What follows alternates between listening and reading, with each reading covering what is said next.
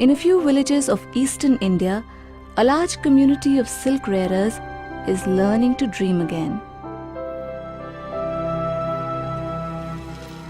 An ancient tradition is slowly reviving. A new livelihood has ended the days of chronic poverty.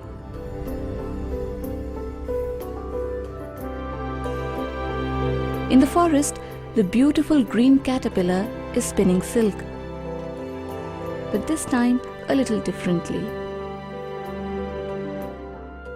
Thanks to a small team of professionals for thinking out of the box, a new silk route has emerged across the states of Jharkhand and Bihar.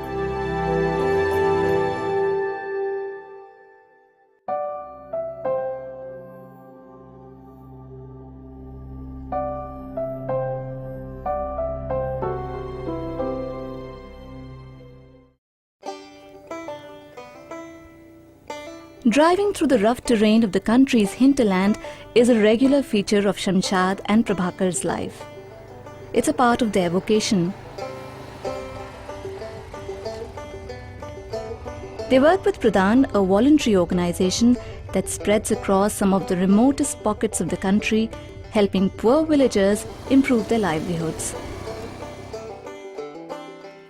Johar, Didi. Johar, Bhaiya. Shamshad, along with a team of professionals, works in Jharkhand. Over the last 2 decades, they have been engaged in promoting livelihoods around Tassa sericulture in this region. India is able to meet barely 60% of the demand for Tassa silk. However, when Pradhan started work in this sector, it found no takers among the traditional rearing families. The tradition was long dead and buried. Except for some tribal families like those of Shamlal Baske. He lives near the forest and has been rearing silkworms all his life. Every year, as soon as he is through with transplanting paddy in the fields, Shamlal and his wife start the preparations for producing tussar cocoons. This fascinating process spans the entire life cycle of a silkworm. To begin with, Shamlal hunts for seed cocoons in the forest, brings them home and hangs them in garlands. In a few days, the adult moths break through the cocoons. The male and female moths meet. And then the female moths lay heaps of eggs. Soon, tiny silkworms come out of the eggs, and in a few days, they rapidly grow into big caterpillars. The caterpillars then spin a cocoon around their body. These cocoons are harvested by the rearers and sold to reelers or weavers who extract silk yarn from it. Shamlal has to often take a loan to buy seed cocoons from the local market. After the moths emerge from the cocoons, he identifies the female moths that have mated and puts them into leaf bags to lay eggs.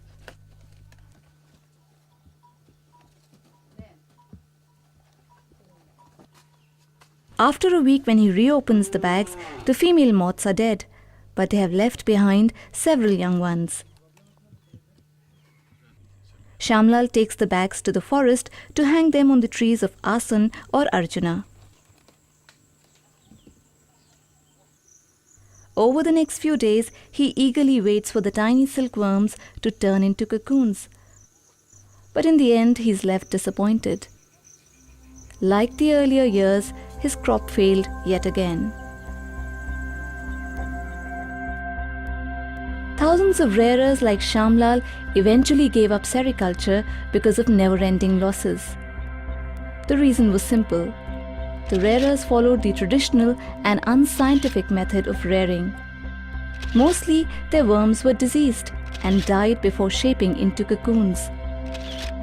The rearers attributed the loss to the fury of the forest god.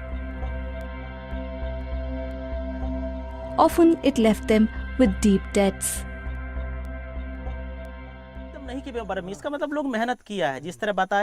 Through its interaction with the community, Pradhan figured that if this sector had to be revived, the availability of good quality tussar eggs must be the first step.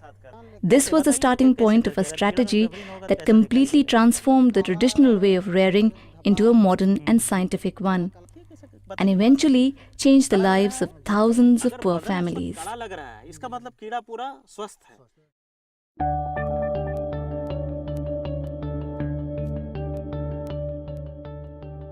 It's the month of July in Inaravaran village. The mercury has crossed 40 degrees.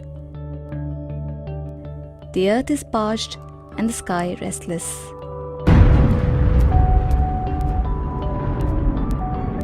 Eventually, the sweltering heat gives way to the monsoon showers.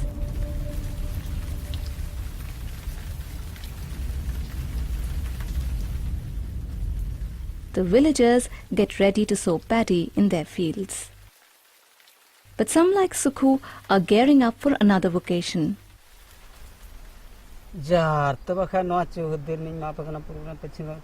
It's the start of the rearing season and he must please the forest god to get a good harvest. Every year during this period, Sukhu and his family shift base to the jungle. The tussar moth breeds 2 generations in a year. Sukhu works as a seed crop rearer. He produces cocoons in the first cycle that occurs during the monsoon. He sells his stock of cocoons to Anil, who runs a grainage in the village.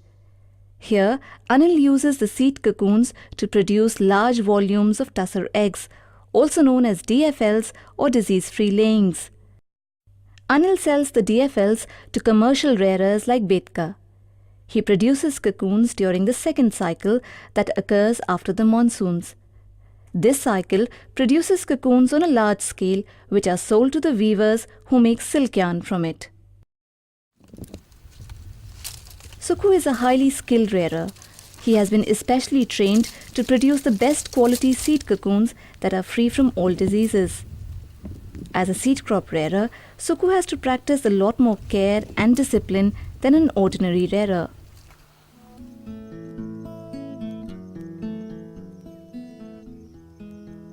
These days, his small piece of forest is home to thousands of tiny silkworms.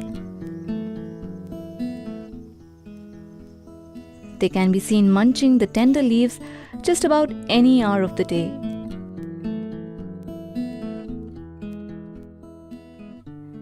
Their mission is to build up enough reserves in their body for the days ahead.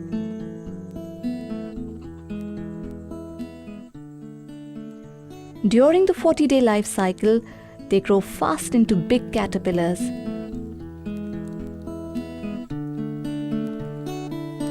But each time they move to the next stage, they go through a painful process of shedding their old skin. While they are growing up, the caterpillars are like an army of hungry soldiers.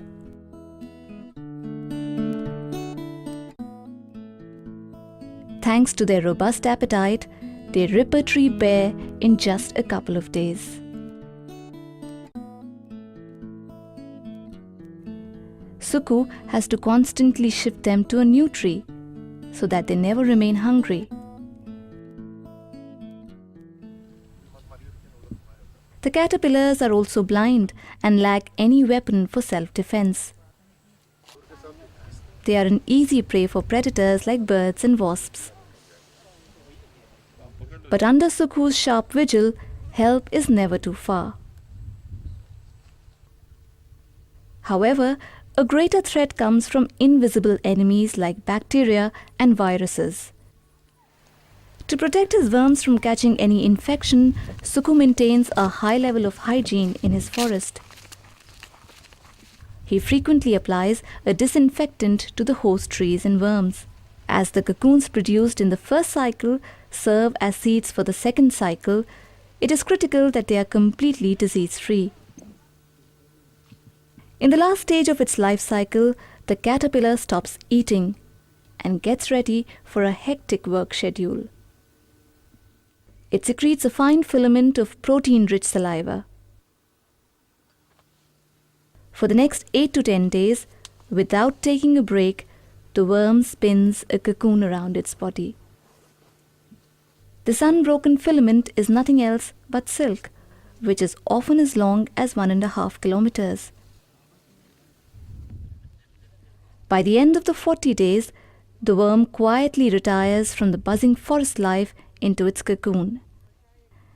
It's time to catch a long nap.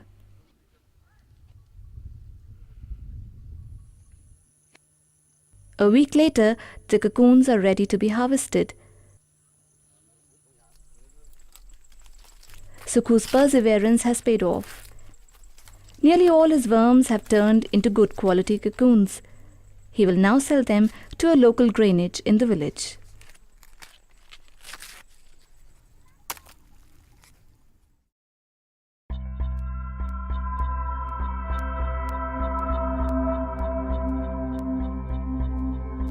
Over the next 1 month, the caterpillar quietly hibernates inside its cocoon.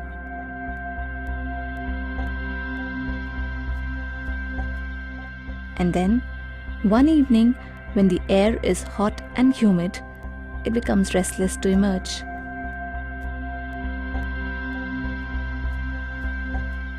It secretes an enzyme to soften the cocoon and comes out in the late hours of the night. But now, it looks different. The green caterpillar has turned into a beautiful moth. This time it has emerged not in the wilderness of the forest, but inside a safe granage in the village. And it is not alone. Many others have broken out of their shell tonight.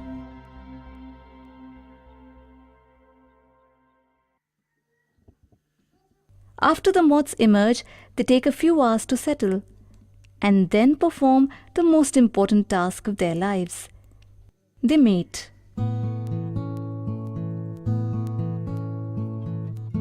In the traditional form of rearing, the moths would have flown tens of kilometers through the jungle to search for a mate. But here in the granage, they needn't look far.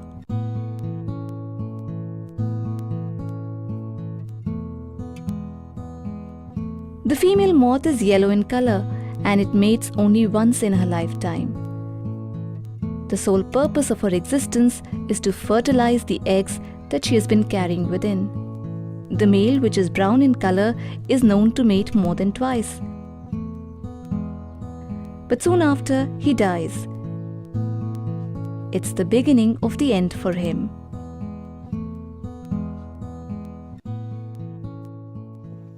Anil is a young tribal who owns this granage. Every year, he buys his stock of seed cocoons from rearers like Sukhu and uses them to produce high-quality tussar eggs. Today is a busy day for him. The moths have mated last night and he has to decouple the pairs today.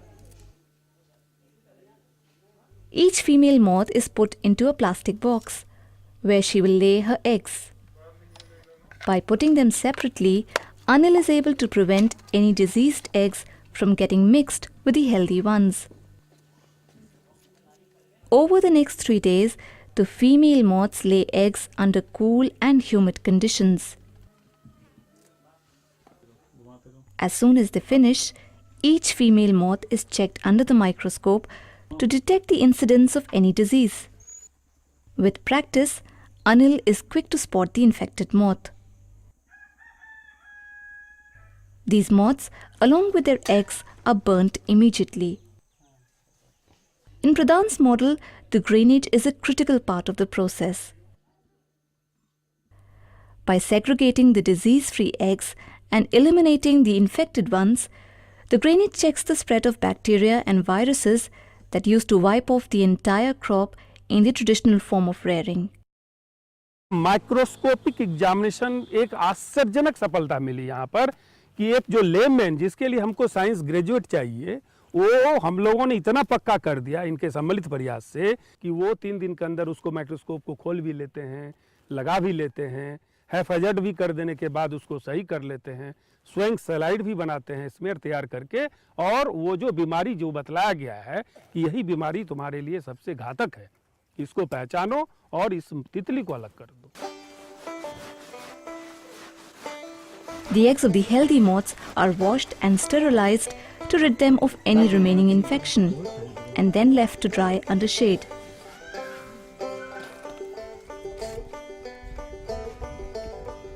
After passing through a series of checks, these high-quality tussar eggs are sold to the commercial rearers as disease-free layings. By training and motivating hundreds of village youth to become grainage owners, Pradhan has given them a new confidence and a lucrative source of income. प्रधान नहीं आने से पहले मेरे पास ना तो packet में 5-10 रुपये रहता था, बिल्कुल नहीं था। वो भी अपने गांव, मेरे गांव से ऊंचाई जाने के लिए पैकेट में 5 रुपये रहना भी मुश्किल था। जब से मेरे गांव में प्रधान आया, जिसके घर में पुआल का चवानी था वो कपड़ा बना लिए, जिसके घर में साइकिल था मोटरसाइकिल हो गया, जिसके घर में बैला नहीं था बैला खरीद लिया। भाई प्रधान आने के बाद बहुत कुछ गांव में विकास हुआ और बदलाव हुआ। Betka is a commercial rearer who has been buying DFLs from Anil since 2 years. Today, he has regained faith in rearing silkworms. The availability of good quality DFLs in the village has made a big difference. मच्छरदानी भी plantation में भी लगाना पड़ेगा, उसके लिए तो आसानी है क्योंकि एक ही समान गाछ रहता है सब, ठीक। But the more crucial support has come from Pradhan's training that has completely changed his traditional way of rearing. 10-12 ठो गाछ मिलना चाहिए, फिर उसको ऐसे करके घेरना चाहिए। During the several classroom sessions he attended, Betka unlearned and relearned many things. ठीक है, काला रंग का कीड़ा होता है, बहुत छोटा चींटियों की तरह होता है, ठीक है। निकालने के समय वो पहले अंडा का ऊपर वाला जो छिलका तो होता है वो छिलका को खाता है, ठीक है। पहले खाना वहां से मिलता है, फिर जाकर वो पत्ते को चूसता है। He begins by setting up a huge net over his plantation. In a few days, this shelter will be home to newborn worms. This unique method, introduced by Pradhan, has made a big difference in improving the survival rate of tiny worms. The net protects them from predators and also from harsh weather. Betka also disinfects this area to guard the worms from catching any infection.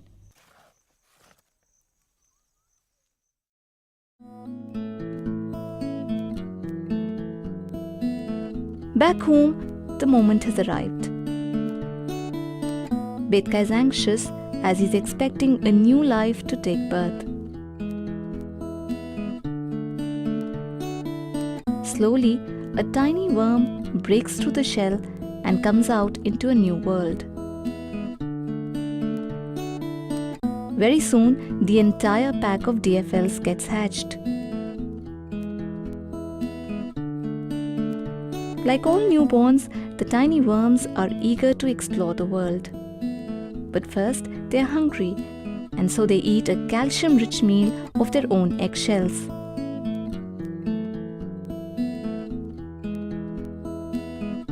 Betka has also arranged for fresh leaves to make the little ones feel at home.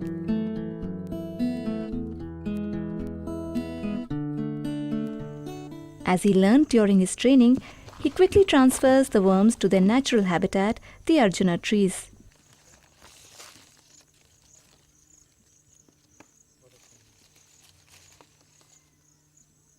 The commercial cycle of rearing lasts a few days longer than the seed crop cycle. The cocoons produced in this cycle have a higher content of silk. As it occurs just after the monsoons, the villagers are free from their fields and have enough time to devote to rearing.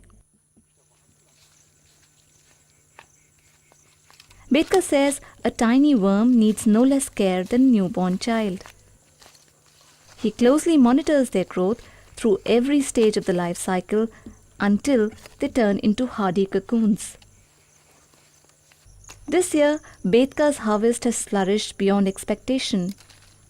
Thanks to good quality DFLs and his new rearing skills, his income has increased by 5 times.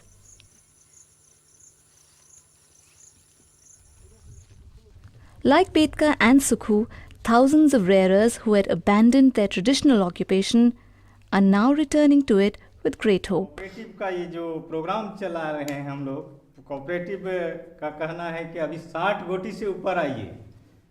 At the village level, Pradhan has organized the rearers into small producer groups called the Tasar Vikas Samitis. कर रहे हैं 60 गोटी प्राप्त करने के लिए। 60 गोटी जरूर होगा, हमने देखे हैं। By forming a collective, the rearers have consolidated their business in a better manner. किसान को ट्रेनिंग दिया गया है, किस तरह से आप कीड़ा पालिएगा, नहीं पालिएगा। Every year, they raise the bar for their performance, striving to achieve better productivity. कितना आदमी काम By coming together, they are also able to negotiate a better price for their cocoons from the market. अभी ये लोग क्या करते हैं, cocoon जब हार्वेस्ट हो जाता है तो जिस मार्केट में कुकुन जाता है उस मार्केट में जाके पता करते हैं क्या रेट चल रहा है। जो ट्रेडर आ रहे हैं उनसे पता करते हैं क्या रेट चल रहा है। तो अभी डिफरेंट सोर्सेस से इनको पता चलता है कि भाई कुकुन का अभी रेट क्या चल रहा है। और ये इतना अवेयरनेस आ गया है कि कुकुन का रेट आप अगर बताएंगे 1 रुपीज़ तो आपको थोड़ा सा चिट करेंगे, नहीं 1 रुपीज़ 25 पैसा चल रहा है अभी। मैंने काफ़ी बार्गेनिंग पावर उनके अंदर में आ गया है। तो अभी वो एक सिंगल सोर्स पे डिपेंडेंट नहीं है, सिर्फ ट्रेडर मनी लेंडर है, वही एक परचेजर है। अभी मासूता परचेजर है। ये वेस्ट बंगाल से कुछ हमारे ट्रेडर आ जाते हैं, भागलपुर से हमारे ट्रेडर आ जाते हैं, हमारे और उधर जो अदर पार्ट्स ऑफ झारखंड है वहाँ से ट्रेडर आ जाते हैं कि लार्ज क्वांटिटी में कॉमन सिंगल लोकेशन में कुकुन मिल जाती है। The extra income from rearing has improved the cash flow of poor families. Some, like Sukhu, say they don't have to battle hunger anymore. जो पहले जो एक टाइम खाता था कि तो एक टाइम तो नहीं मिलता था, और अभी हम लोग का मैंने देखिए कि मैंने भात छोड़ देता है थाला में, कोई खाने का मन नहीं होता है, दो तीन बार मैंने भात खाने का। अभी सुखी हो गया। तो 2800 हम पूंजी लगाए हैं, अभी 2800 पूंजी लगाए हैं इस साल। तो 2800 में कम से कम तो अंदाज लगता है 40,000 रुपया हमको इनकम होगा। Like Sukhu, there are many others whose lives have undergone a sea change because of the revival of the Tasar sector. As a daily wage labourer, Usha Devi could hardly feed her children 2 meals a day. But today, things are different. She works in a reeling centre in the village and makes silk yarn. While the women reel yarn, their children are looked after in the creche.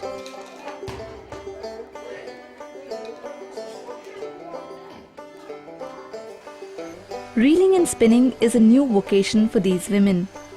It all started when Pradhan realized that yarn production could be a promising means of livelihood for the poor women in this region. With the government support, it set up reeling centres in a few villages. The Central Silk Board provided technical training, and Pradhan worked towards developing their skills as entrepreneurs.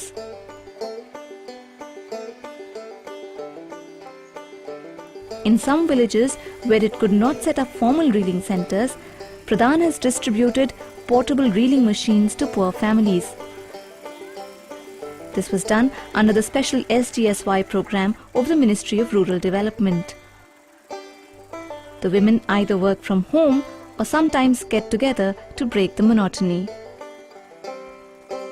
इस area में महिलाओं के लिए खेती में 3 महीना से ज़्यादा लेबर का अपॉर्चुनिटी नहीं है। रीलिंग में अगर लोग 8-9 महीना भी काम कर लेंगे तो जैसे वो दीदी ने बताया 6-7 हज़ार तो आराम से लोग आमदनी कर सकते हैं।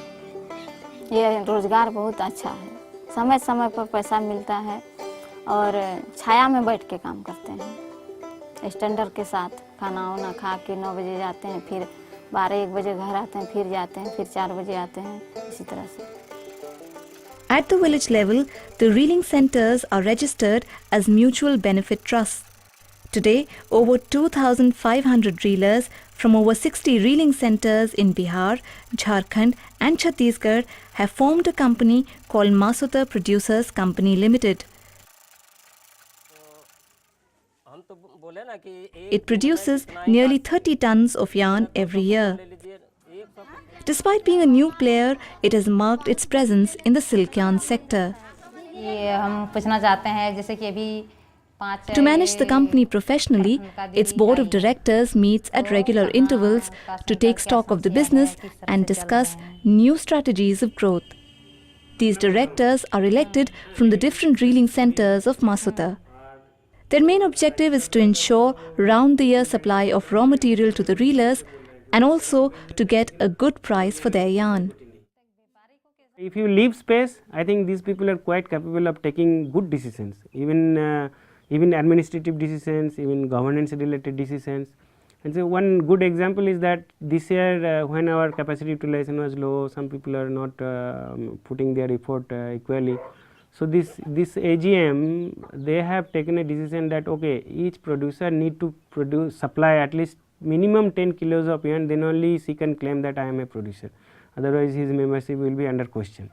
And then after 3 months there will be review, and after 6 months there will be a caution, and after 1 year his membership will be gone. So these kind of decisions, I mean, while taking this decision, our involvement was minimum. Masuta sells a large part of its produce in the open market in traditional weaving hubs like Bhagalpur in Bihar and Chhapa in Chhattisgarh. With its diverse range of colors and quality of yarn, it has created a dedicated clientele. Many buyers come especially for the yarn produced by Masuta. और मैंने वो तसर में जो महीन वाला है ये भी मैंने चालू है, और ये भी रंगीन डाई वाला भी चालू है, इसमें से फिरोजी वाला ये भी मैंने आपका काम चल रहा है। हम लोग जो प्रधान आते हैं खासकर यहाँ जो है टाइमली हर चीज़ हम लोगों को मिल जाता है, टाइम के अनुसार जो है हम लोगों को धागा मिल जाता है, डाई भी मैंने ऑर्डर जो देते हैं डाई का और नेचुरल का, वो दोनों टाइम के मुताबिक हम लोगों को मिल जाता है। और ये मार्केट में धागा ही उपलब्ध नहीं है जो कि ये प्रधान में है 2002 से, उसमें अभी तक में बहुत प्रोग्रेस है। करीबन जैसे हम लोग पहले शुरुआत किए थे उसमें 5 किलो 6 किलो 7 किलो, और अभी मैंने 50 किलो तक मैंने हम लोग मैंने कुंटल भी मैंने ले जाते हैं, 100 किलो तक मैंने हम लोग यहाँ से ले जाते हैं। Despite the positive response that Masuta received in its early years, Pradhan felt there was a need to create a bigger demand for tussar yarn in the sector. This led to the creation of Eco Tussar Silk Private Limited, a company that exclusively produces tussar fabric. The women reelers of Masuta hold more than 75% share in this company. Pradhan engaged professional designers to come up with a refreshing range of new fabric designs and products. Today, these have been lapped up by leading brands in the country and are also being exported to countries like the USA, Canada and Italy. What makes us different from a regular fabric manufacturer or a Bhagalpur trader is primarily, like I explained, that we saw ourselves as yarn manufacturers, and weaving was an extension, a means to an end. So all our strategies, whether it is pricing strategy, whether it is product development strategy, design strategy, everything revolves around the yarn. Having come this far, Pradhan is now working towards improving the technology of yarn production. कैसा machine हो? हाँ, तो देखिए दीदी, हाँ, वो accelerator है, उसको जैसे ही आप गोड़ दीजिएगा वैसे ये चलना शुरू करेगा। वह पैडल ने मारे लगते ना? तो ये हट बढ़िया लगे छे मशीन हमरा ने के। और एक तो बात है दीदी कि ये जो लाइट है, इसी में एक लाइट भी रात को चलाएंगे तो एक लाइट आप जला सकते हैं, वो भी 8-9 घंटा तक आप पूरा कंटिन्यू चला सकते हैं। है चार्ज करना करवावे हमरा से बैटरी तो? एक दिन एक सोलार सिस्टम हो जाएगा तो वो एक चार्ज होते रहेगा घरे में चार्ज होते? घरे में चार्ज होता। Over the years, it has developed new machines that are more efficient, safe and user-friendly. These machines can greatly improve the income as well as the working conditions of the reelers. But to use them on a mass scale, funds are lacking.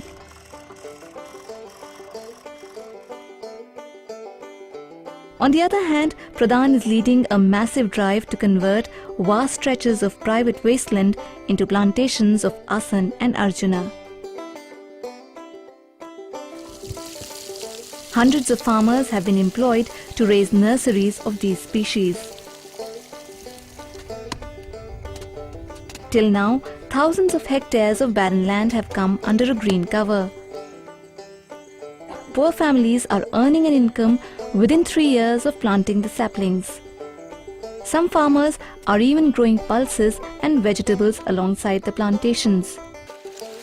In many new areas, the harvest of cocoons has been phenomenal. Not surprising, the movement is spreading fast.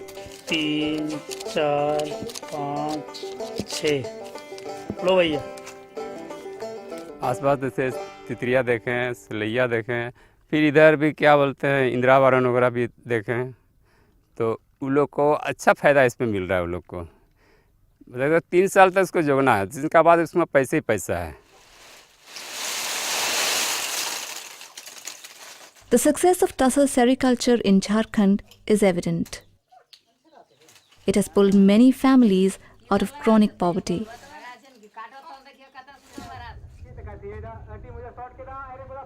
But more than anything else, it has instilled confidence into a community that was earlier living on the edge. तो ये काफ़ी confident है। अभी हमारा और किसी help की ज़रूरत नहीं पड़ती है, टेक्निकल सपोर्ट की ज़रूरत नहीं पड़ती है, उनको लोन की ज़रूरत पड़ती है, वो हमारे पास नहीं आते हैं, वो खुद से बैंक में जाते हैं, किसान क्रेडिट कार्ड के थ्रू लोन लेते हैं, और किसी टाइप ऑफ कहीं कोई जो प्राइवेट बैंक है उनके पास भी जाते हैं, वहाँ से मैंने अपना फंड का खुद से जुगाड़ करते हैं। वो इतना इम्पोर्टेंस समझ गए हैं। इस सेक्टर में बिलीव था कि साइंटिस्ट लोग ही इसको मैनेज कर सकते हैं, ग्रेनेज। तो ये जो बिलीफ है, ये जो लैब टू लैंड जो बोलते हैं, वो हम लोग ने करके दिखाया। India's current production of tussar silk is way behind its demand. Pradhan has taken over a decade to develop a robust model that is thriving at the grassroots. It believes this must be replicated to create new livelihoods in states like Madhya Pradesh, Maharashtra, Orissa, Andhra Pradesh and West Bengal. We have demonstrated what we can do, something which is very viable, something which benefits very poor people, and we find that if any government is willing to do it, it's possible to extend support from our end. There is no dearth of support from our end, absolutely. Today, as it strives to take the movement wider, Pradhan's biggest inspiration comes from those people who now live around the new Silk Route.